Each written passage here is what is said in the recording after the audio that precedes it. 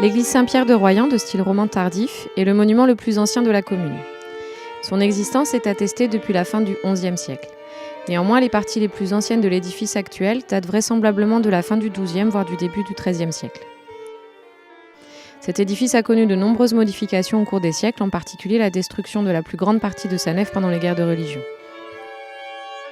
À l'époque romane, Royan possédait deux églises, celle de Saint-Nicolas, dans la ville fortifiée, et celle de Saint-Pierre, sur les hauteurs. Autour de cette dernière s'est peu à peu constitué un hameau séparé du bourg de Royan par la rivière Font de Cherves.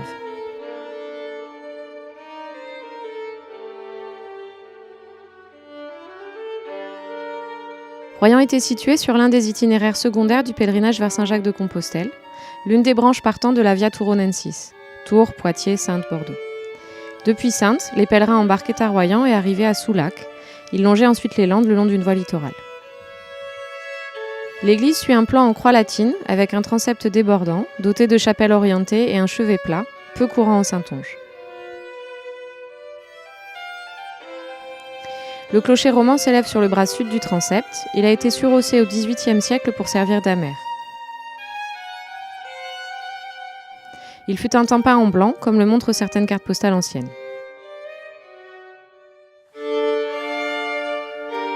À l'intérieur, on est frappé par le beau travail de stéréotomie, l'art de la découpe et de l'assemblage des pierres.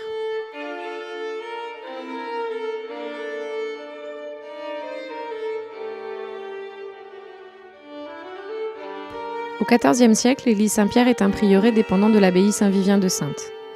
Les fouilles menées en 2019 par le service d'archéologie départementale de la Charente-Maritime ont confirmé l'existence de bâtiments conventuels du côté nord de l'édifice.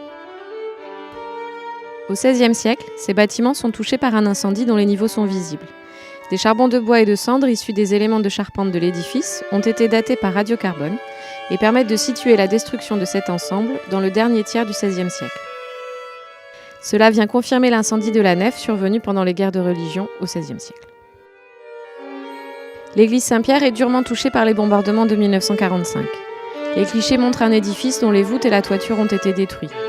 Une église provisoire est alors édifiée à proximité de l'église le temps de sa restauration.